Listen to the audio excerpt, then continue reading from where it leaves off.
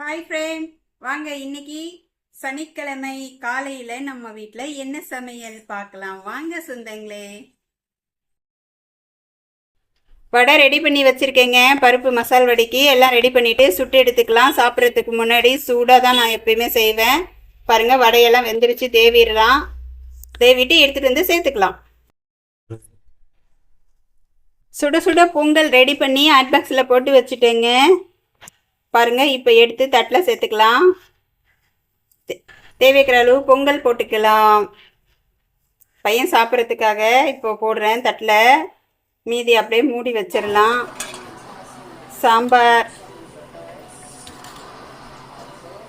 சிறுபருப்பு சாம்பாருங்க. சுட சுட அருமையாக இருக்கும். பொங்கலுக்கும் சிறுபருப்பு சாம்பாருக்கும்.